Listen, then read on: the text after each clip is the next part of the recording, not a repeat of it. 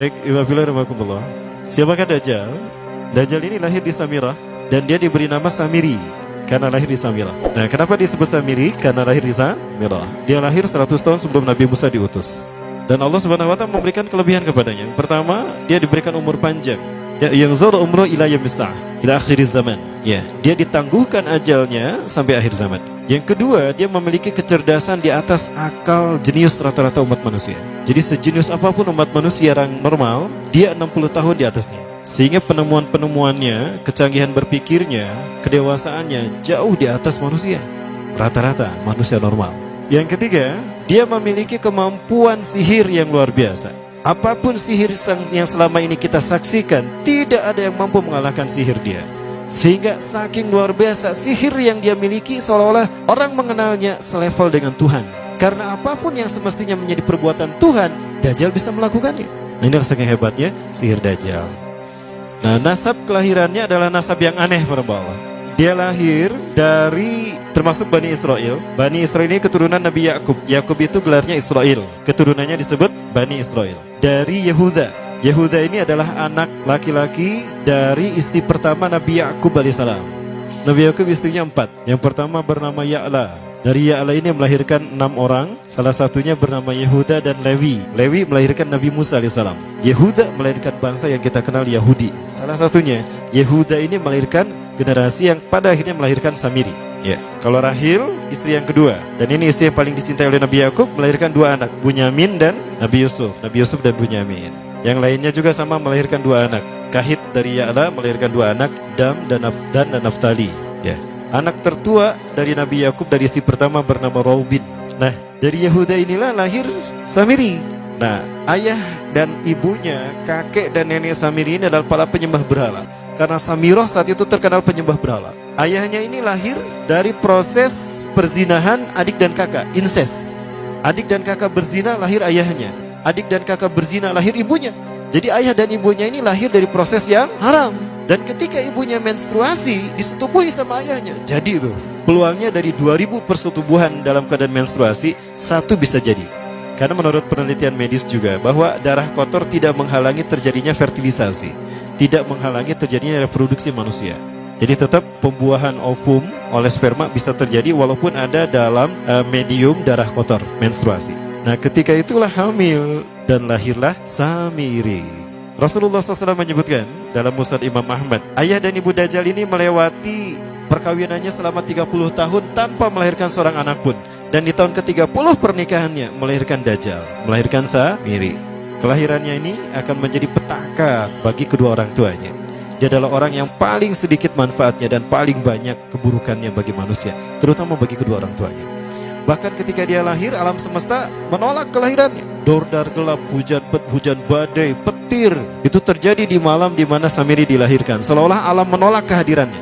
Nah, sejak lahir sampai usia 5 tahun dia tidak netek sama ibunya. Kebayang, 5 tahun air susu ASI tidak ditetekkan. Itu yang menyebabkan terjadinya kanker payudara. Maka ibunya pun meninggal gara-gara kanker payudara ini.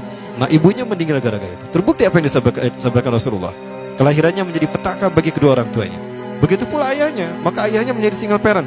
Nah, kemudian di tahun yang kelima, sejak lahir sampai 5 tahun, kenapa dia menetek pada ibunya? Karena kerjanya tidur melulu. Disebut mati, dia bernafas dan cuma berdetak.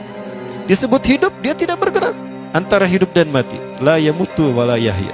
Nah, maka di usia ke-5 tahun, nah ini terjadi peristiwa yang menarik. Apa itu? Samiri bangun dari tidurnya di tengah malam dan tidak ada orang yang menyadari Samiri bangun. Dia merangkak dan pindah ke berhala yang terbesar.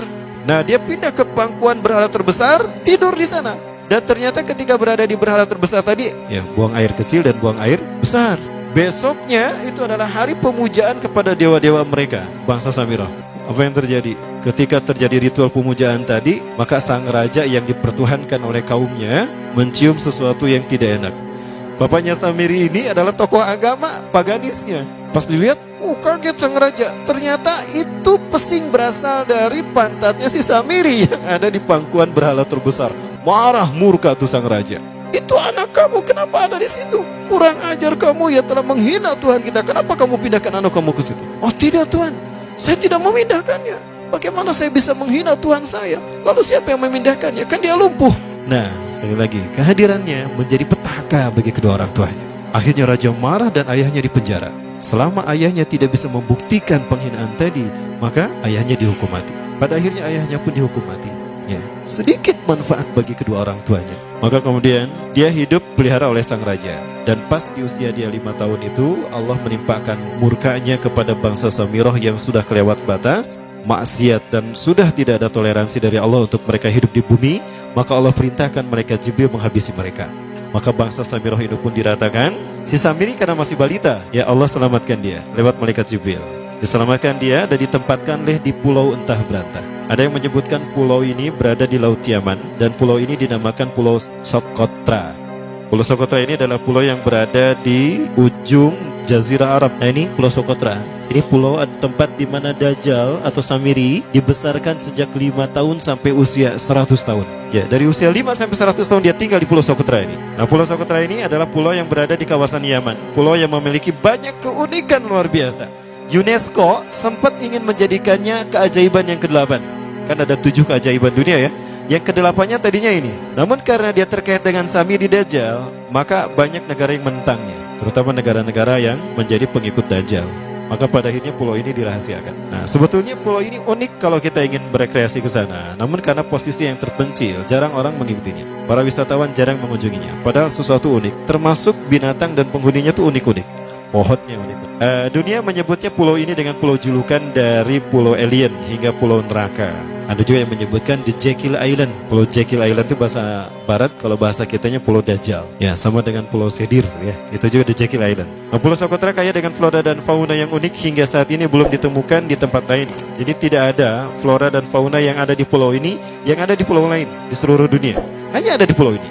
Makanya di pulau inilah Allah ciptakan satu binatang yang unik juga, yang disebut dengan jasasa. Jasasa, binatang jasasa itu artinya mata-mata. Tajassa yatajassu tajassusan wa jasasatan, artinya pemata-mata, spy. Binatang ini bertumbuh besar, dhahmatun kabirah tughatti jismaha asy-sya'ar hatta la nastati' an nafariqa ayna wajhu wa ayna dubru. Tubuhnya besar, dipenuhi dengan bulu, sehingga saking penuhnya bulu kita tidak bisa membedakan mana dubur mana wajah. Yang menghadap itulah wajah. Baik, karena itu pulau ini pernah dicalonkan sebagai salah satu dari 7 keajaiban dunia yang baru ya. Nah, baik, ini contohnya nih. Saya perlihatkan keajaiban dan keunikan. Ini adalah padang pasir di Pulau Socotra. Ini burung, salah satu jenis burung yang bisa kita jumpai di Socotra. Dan ini kepiting unik, kepiting Pulau Socotra. Aneh ya, kepitingnya seperti itu. Ini laba-laba langka di Socotra, mirip tarantula.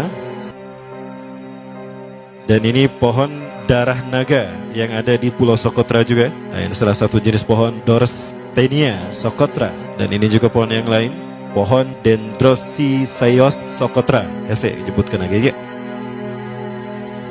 Nah, ketika di pulau itu, sebelum bertemu dengan Nabi Musa, Samiri di pulau itu yang hanya tinggal dengan seekor binatang jasasa. Binatang jasasa ini memberikan beberapa hal kepada si Samiri ya.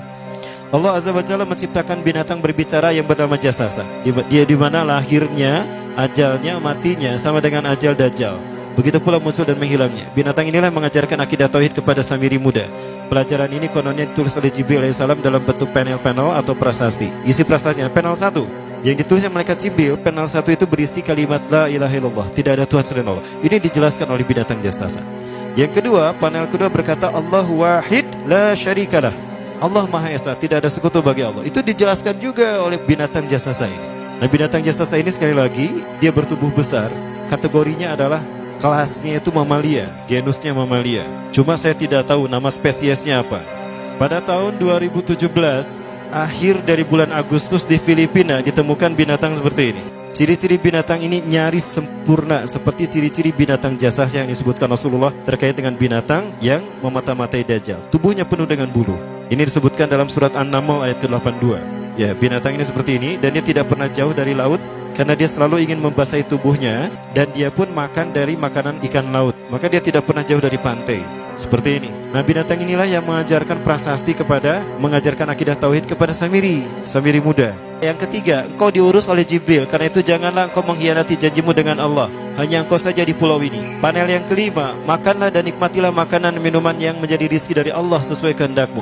Tidurlah sesukamu, tapi sembahlah Allah dalam berbagai keadaanmu dengan tasbih keesaan Allah kepadanya, yaitu dengan melaksanakan solat yang diwajibkan kepadamu. Allah lah sang raja, Allah yang Maha Esa.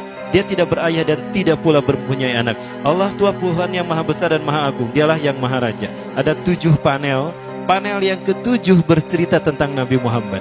Panel yang ke-6 itu bercerita tentang nabi-nabi, dan khusus panel yang ke-7 cerita tentang Nabi Muhammad. Jadi Dajjal sudah tahu, Samiri sudah tahu bahwa akan diutus Nabi Muhammad di akhir zaman, dan itu nabi yang terbaik. Makanya dia iri. Nah, selesai panel ini disampaikan, maka binatang sejasasa berkata, wahai Samiri, saksikanlah aku telah menunaikan, innani qad fa'altu ma umirtu min rabbi. Demi Allah, saksikan aku sudah menunaikan apa yang diperintahkan padaku, kata binatang jasasa. Maka sekarang adalah perintah terakhir, yaitu pertanyaan dariku untukmu. Hal tu'minu billah, apakah kau beriman pada Allah? Wa bima unzila ilaih, dan dari apa yang diturunkan kepada nabi-nabinya, kepada Jibril maksudnya. Famadal jawab ya Samiri, apa jawabanmu hai Samiri? Samiri tidak menjawabnya. Lama ditunggu-tunggu, Samiri tidak menjawabnya, sehingga binatang ini pun pergi dengan menjerit dengan jeritan yang membuat Samiri ini pekak telinganya. 2 kali lagi datang lagi kembali kepada Samiri dan berkata binatang jasasa, ya Samiri, famadal jawab? Hal tu'minu billah, in tu'minu billah fatakunu mu'minan a'jaba imanika ila yaumil qiyamah. Jika kau beriman kepada Allah, maka sungguh kau akan menjadi mukmin yang menakjubkan imannya. Inna ajalaka ukhirat ila akhir zaman. Sesungguhnya ajalmu ditangguhkan sampai akhir zaman. Jika kau beriman pada Allah, engkau akan menjadi mukmin yang menakjubkan. Fa in lam tu'min billah, tapi jika engkau tidak beriman kepada Allah, wa bima unzila ilaih, dan apapun yang diturunkan pada Jibril, innaka minal mal'unina ila yaumil qiyamah, dan kau terkutuk sampai hari kiamat nanti. Tidak juga dijawab. Pergi lagi binatang jasasa tadi sambil memekikkan suara yang pekikan yang keras. Yang ketiga kali yang terakhir dia bertanya kembali. Dan apa jawaban Samiri? Hei jasasa binatang buruk rupa, lihat di pulau ini tidak ada siapapun kecuali engkau dan aku. Dan yakinilah kalau panel ini bukan tentang Allah yang di langit sana, tapi yang disebut Allah itu saya. Hei jasasa, akulah Allah itu. Oh, dia menjerit dengan jeritan yang makin keras, sampai si Samiri pun menutup kedua telinganya. Sejak saat itulah binatang itu pergi dan berkata, innaka dajjal, innaka dajjal, innaka dajjal. Engkau adalah pendusta, engkau adalah pendusta, pendusta sampai hilang suaranya. Di saat itulah Samiri mendapatkan gelar Dajjal. Jadi siapa nama asli Dajjal? Samiri. Dajjal artinya Al-Kazab, pendusta, bukan singkatan kali. Baik, nah sejak saat itulah Samiri keluar dari pulau itu, dan dia sudah menyandang gelar Dajjal, pendusta, karena dia mengaku Tuhan. Baik, Iwabillah rahmatullah. Jangan salah, Dajjal kecerdasan yang mampu melakukan cloning dan mampu melakukan berbagai macam riset dan eksperimen. Hatta eksperimen yang mengilhami film Hook itu Dajjal bisa melakukan. Bahkan ketika orang membayangkan kendaraan tercanggih itu pesawat terbang, Dajjal sudah mampu membuat piring terbang dengan kecerdasannya. Ya. Rasulullah menyebutkan kendaraan Dajjal itu dia bisa terbang, kata Rasulullah. Dan kecepatan terbangnya 5 km per sekon. 1 detik 5 km. Hanya dengan berkedip-kedip dia berkeliling dunia. Ya. Kecepatan ini diambil dari hadis Rasulullah. Berapa kecepatannya Rasulullah ketika dia terbang di muka bumi? Ya, kendaraan yang dia gunakan itu kecepatan terbangnya seperti awan yang ditiup angin, kata Rasulullah. Dan awan rata-rata ditiup angin itu 5 km per sekon. Dan jarak dari satu telinga ke telinganya, artinya setengah diameter atau diameter kepalanya, keledai yang dia gunakan, Rasul menyebutnya keledai, itu arba'una zira, 40 hasta, 27 meter.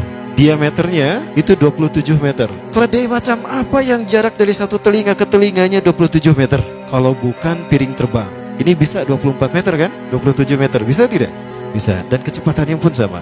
Dan pernah meninggalkan jejak Cop Circle di Yogyakarta.